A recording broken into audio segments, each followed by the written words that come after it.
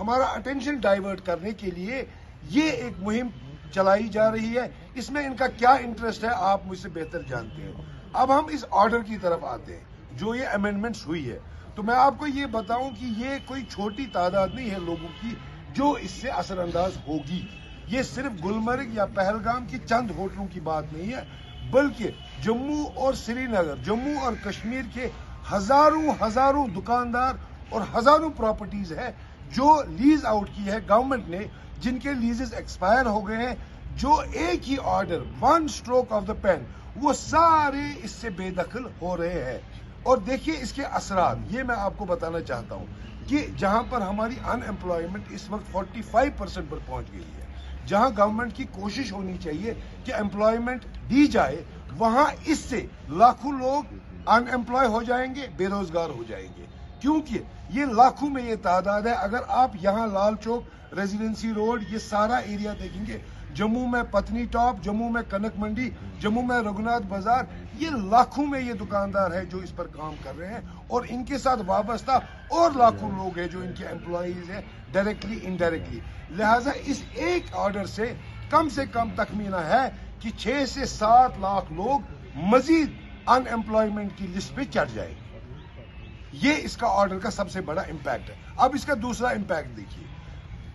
1990 سے یہاں حالات خراب ہو گئے. بینک بوروئنگز 1990 میں 700 کروڑ تھی جموں اینڈ کشمیر کی.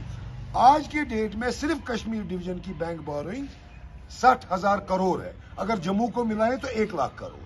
اس کا میں یہ کیوں آپ کو کہہ رہا ہوں، کیونکہ یہ جو سب بزنس مین ہے، چاہے ہوٹلیر ہے، چاہے دکاندار ہے، انہوں نے اپنا بزنس چلانے کے لیے بینک سے پیسہ لیا. جس وقت اس آرڈر سے ان کا دکان واپس لیا جائے گا، ان کا ہوٹل واپس لیا جائے گا، ان کی جو بینک نے ان کو فیسلٹی دی ہے اس بزنس پر، بینک امیڈیٹلی اس فیسلٹی کو ریکال کرے گا.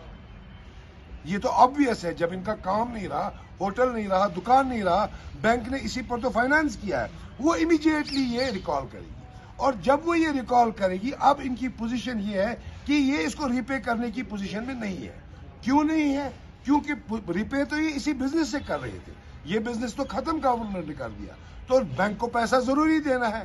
تو اب ان کے پاس اور کوئی چارہ نہیں رہے گا، ان کو اپنے گھر بیچ کر بینک کو پیسہ واپس دینا. یہ اس کا دوسرا بڑا امپیکٹ ہم دیکھیں گے آنے والے مہینوں میں جب اس آرڈر کی امپلیمنٹیشن ہوگی. اور تیسرا سب سے بڑا امپیکٹ جو اس پر پڑے گا، جیسے میں نے اس سے پہلے آپ کو بتایا، جموں کشمیر میں ویسے بھی کوئی ملینئر نہیں ہے.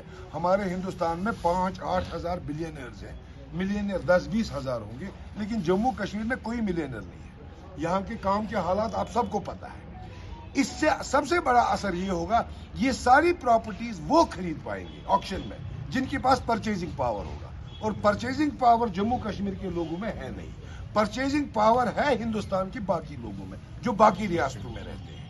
تو وہ ان کے خریدار بن سکتے ہیں، تو وہ ان پراپرٹیز کو حاصل کر سکتے ہیں تھرو ای آکشن. کسی کشمیری یا کسی جموں کے آدمی کو، کسی کامن مین کو اس کا کوئی بینیفٹ نہیں ہے. 2 چیزیں اس میں ہو جائیں گی. ہمارے 6 سے 7 لاکھ لوگ جو ہے بے روزگار ہو جائیں گے، ان کے گھر بکیں گے اور آباد ہوں گے یہ دکانیں، یہ پراپرٹی جو جموں کشمیر کے باشندے نہیں ہیں، جو باہر سے آئیں گے. یہ 2 بہت بڑی چینجز اس سے ہو جائیں گی. اس پریس کانفرنس کا صرف یہی مدعا تھا کہ آپ کو اور ہمارے لوگوں کو اس کے امپیکٹ سے اویئر کیا جائے. یہ کوئی چھوٹا مسئلہ نہیں ہے. اس کا امپیکٹ آپ آنے والے 3-4 مہینوں میں بالکل دیکھو گے اور اس کا ایک میجر امپیکٹ ہماری اکانومی، ہماری معیشت پر ہوگا. شارٹ نوٹس مز آئے تو آج کی جو ہماری یہ پریس کانفرنس ہے، یہ اسپیسیفکلی لینڈ گرانٹس رول جو امینڈ ہوئے ہیں ویری ریسنٹلی اس پر ہے. پہلے میں آپ کو یہ بتانا چاہتا ہوں کہ جو تاثر کچھ اخباروں کے ذریعے اور کچھ لیڈرز کے ذریعے پھیلایا گیا ہے، وہ تاثر یہ ہے کہ یہ جو پراپرٹیز ہے، جو پراپرٹیز لیز پر لوگوں نے لی ہے، اس میں بہت لوٹ کھسوٹ ہو گیا ہے. اس میں کیپٹلسٹ انوالو ہے. اخبار کی ہیڈنگ بھی میں آپ کو سناتا ہوں: crony capitalism ends, nepotism ends and common man to be benefited. یہ کچھ اخباروں میں ہیڈ لائنز ہیں اور کچھ لیڈرز نے اسی تاثر کو دینے کی جو ہے بات کی ہے. میں اس پر تھوڑی بات یہ کرنا چاہتا ہوں کہ یہ جو بھی لوگ ہیں جن کے پاس گورنمنٹ کی لیز پراپرٹیز ہے یہ سارے پہلے ہی تو لیگل ہے، باضابطہ ان کے پاس لیز ایگریمنٹس ہیں. اس کے علاوہ ان کے پاس دکانداروں کے پاس میونسپل لائسنسز، جی ایس ٹی رجسٹریشن، ہوٹل والوں کے پاس ٹورزم رجسٹریشن، جی ایس ٹی لائسنسز، اور کمرشل ادارے جو اس زمین پر بنے ہیں ان کے پاس بھی سب لائسنسز، بجلی کا کنیکشن، فیس آج کی ڈیٹ تک بالکل لیا جاتا ہے. سو ایک چیز کلیئر ہے، دس از آل ویری لیگل، اس میں کوئی انلیگیلٹی نہیں ہے. اب جو یہ تاثر ہے کہ لوٹ کھسوٹ ہے، پولیٹیشنز کے رشتہ داروں کو یہ الاٹ ہوئی ہے، اسی لیے یہ امینڈمنٹس کی گئی ہے. میں آپ سے یہ بتانا چاہتا ہوں کہ پہلے یہ کہ جب ایک آپ ایگزامپل لے لیجئے، پتنی ٹاپ کا کوئی ہوٹل والا ہے جس کو لیز پر زمین ملی ہے، یا پہلگام کا کوئی ہوٹل والا ہے، یا گلمرگ کا کوئی ہوٹل والا ہے جس نے لیز پر یہ زمین لی ہے، جس نے اس پر انویسٹمنٹ کی ہے، ایک انفراسٹرکچر بنایا ہے، اور اس پر ہو سکتا ہے 90% تو اگر آپ سروے کریں گے ان کے اوپر لون بھی ہوگا. تو یہ کیپٹلسٹ جن کو ان نے کہا ہے کیپٹلسٹ نہیں ہے، کامن پیپل ہے جو اس زمین کا استعمال اپنی لائیولیہوڈ کے لیے، اپنے بال بچے پالنے کے لیے کر رہے ہیں. تو انہوں نے جب یہ انویسٹمنٹ کی، اس امینڈمنٹ کی وجہ سے کیا ہوگا، ان کو اس سے بے دخل کیا جائے گا کیونکہ ان کا لیز ٹرم جو ہے ایکسپائر ہو گیا ہے.